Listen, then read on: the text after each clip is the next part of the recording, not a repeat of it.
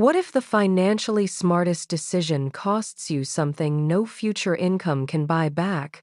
The spreadsheet can price the flight. It can calculate the lost bonus. It can compare hospitals and insurance plans. But it has no sell for the morning your mother is frightened and pretending not to be. At 9 o'clock on a Tuesday, Mara was expected in 2 rooms. In one, Brightcart's acquiring company would decide who led customer experience after the deal. In the other, Grandma Jo would wake from a biopsy and learn whether a shadow on her lung was cancer. Mara had spent her life becoming the person no meeting could continue without. Now the meeting would reveal what that achievement cost. Hi, I'm Sarah, and this is Wise Mind Stories.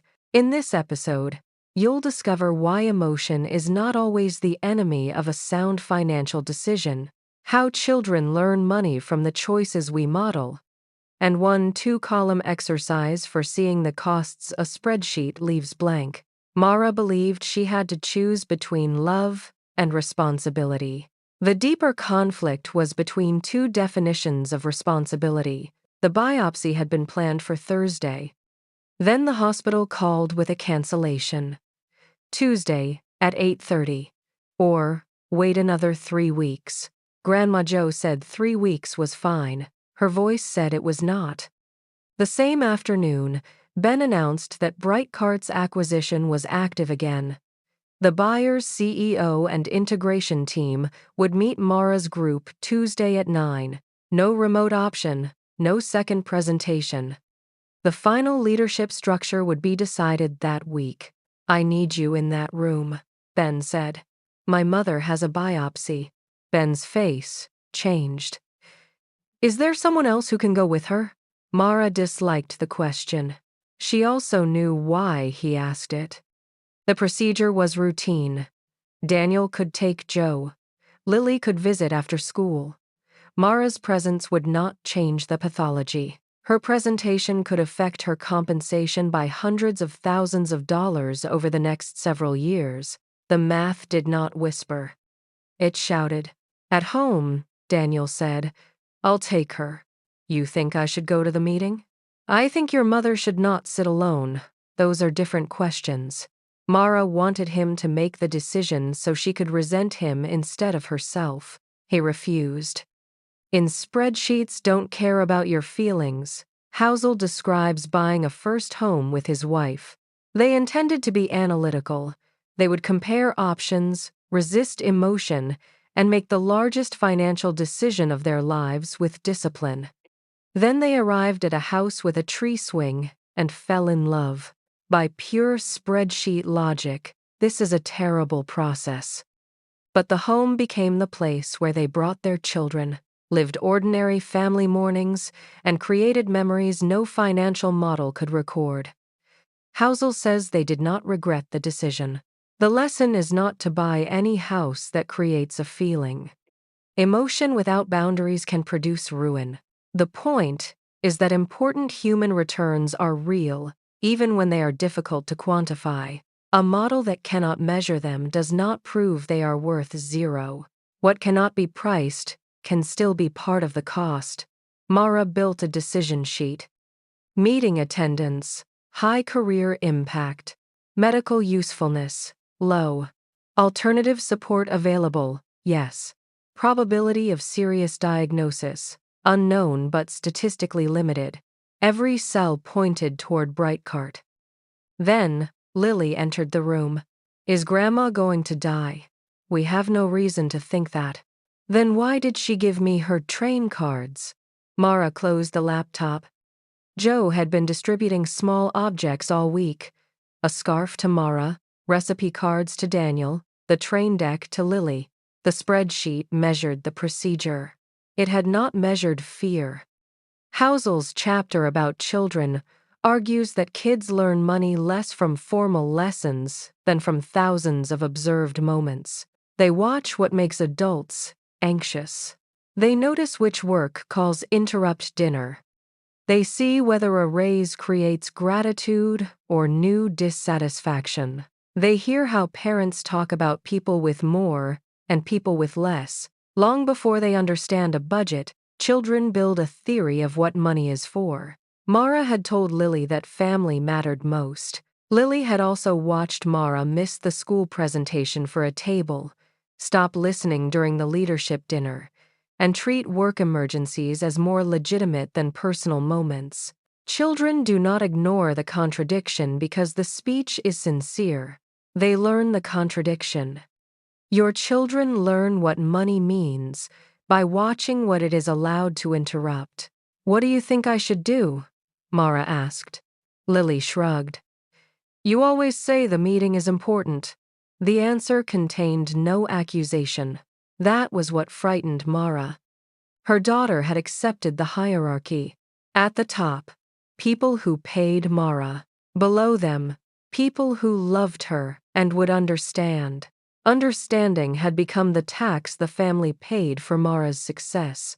Tuesday morning, Mara dressed for the meeting. Navy suit, white shirt, the watch Daniel gave her when she became director. At 7:20, she dropped Grandma Joe and Daniel at the hospital entrance. Joe leaned back into the car. "Go," she said. "I raised you to handle important things." Mara kissed her cheek. "Call me when you're out." Traffic toward Brightcart was light. At 8:06, Mara arrived in the conference room. Elliot was connecting cables. Ben reviewed the deck. The acquiring CEO's name card sat opposite Mara's chair. At 8:17, Lily called. She was supposed to be at school. "Dad picked me up," she said. "Grandma asked for you," after they took her phone. Mara stared at the opening slide. "She knows I'm at the meeting." "I know." Behind Lily's voice, Mara heard hospital wheels and an announcement she could not understand. "Are you scared?" Mara asked. "Grandma is." The call ended. Mara had made the rational choice. Now she could see its unpriced cost moving through 3 generations. Joe was protecting Mara's career by hiding fear. Mara was protecting Lily by pretending the medical risk was small. Lily was protecting both adults by speaking calmly from a hospital corridor. Everyone was being responsible. No one was being held. Mara stood. Ben looked up. "They're downstairs. I need you to present the customer risk section." "Mara, you know it. This is your role." "I know." She recorded a 3-minute introduction on her phone, sent it to the conference room system, and left. In the elevator, she felt irresponsible. At the hospital, she felt late. Joe was already in recovery when Mara arrived. Daniel and Lily sat beside her. "You came," Joe whispered. Mara took her hand. "I'm sorry I wasn't here before." "The meeting continued without me." Joe closed her eyes. "Good." The word released something in Mara. For years, she had confused being indispensable with being valuable. There was the reversal. At Brightcart, being indispensable was a system failure. A company that could not continue without her had not proved her worth. It had revealed her failure to distribute knowledge and trust. At the hospital, her value was almost the opposite. She could not change the diagnosis. She could not optimize the procedure. She was valuable because she was Mara, and she had come. Indispensable is a job design. Beloved is a relationship. Do not confuse their prices. The biopsy was benign. Relief flooded the room. But a benign result did not retroactively make the fear unreal. And a frightening possibility did not automatically make any financial sacrifice wise. The answer was not, always choose family.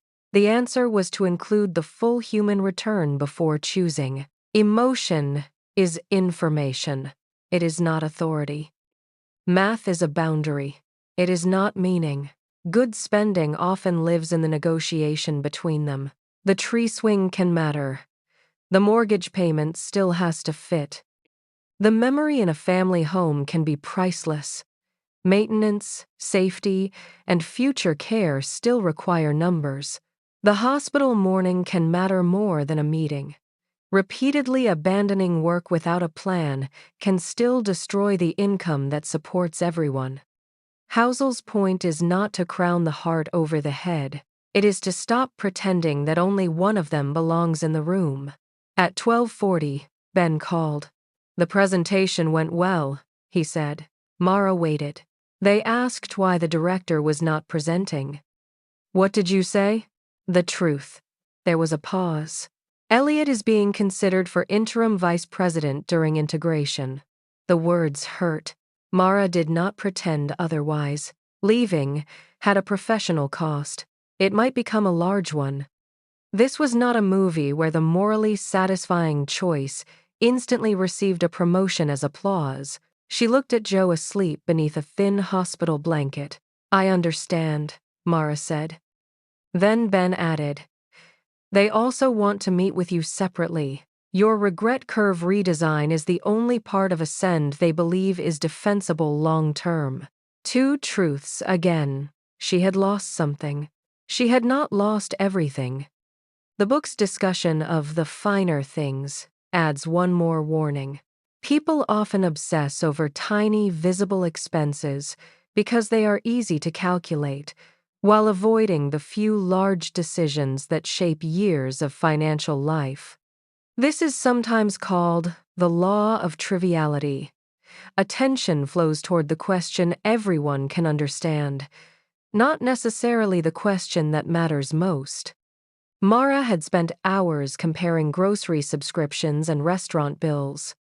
Those choices mattered through repetition, but none carried the force of a job design that could determine where she spent hundreds of evenings. $3 questions compound. $30,000 questions can redirect a life at once. Good judgment respects both, without using the small ones to avoid the large. Today's action is the double ledger. For one meaningful financial decision, draw 2 columns. In the first, write the money cost, price, lost income, debt, maintenance, risk. In the second, write the life return, time together, reduced fear, creative energy, health, dignity, regret, avoided. Do not convert the second column into fake dollars. The point is not to manufacture a calculation. The point is to stop treating the blank spaces in a spreadsheet as zero. Then ask whether the money boundary can safely contain the life return. If it can, emotion may be giving you useful information. If it cannot, honor the value and find another form. That evening, Lily brought her city to the dining table. She added a small hospital beside the transit line. "What is that building?" Mara asked. "A place where families can work while they wait," Lily said, "so they don't have to leave." Mara almost explained why hospitals could not solve every conflict. Then she stopped. Lily was not proposing a budget. She was showing what she had learned money and work should be designed to protect. The table was covered in glue, blue wire, and scratches now. Its resale value had fallen.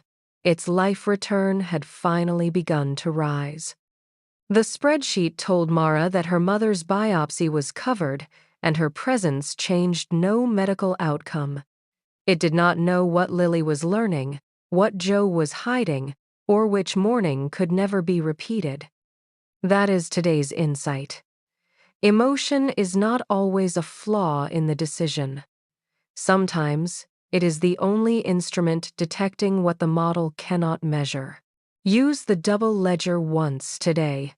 Write the money cost in one column and the life return in the other. Let math set the boundary and meaning guide the choice inside it. Subscribe to Wise Mind Stories if you want financial decisions that are sound enough for real human lives. Mara may have lost the vice president role she spent years pursuing. Tomorrow, the acquiring CEO will offer her something even larger with money, prestige, and travel that could permanently change the family's future. The old Mara would have called it the answer. The new Mara must decide what question the offer is actually answering. Next episode teaser. The acquisition closes. Mara is offered more money, more authority, and a life built around constant travel, the exact proof of success she once wanted.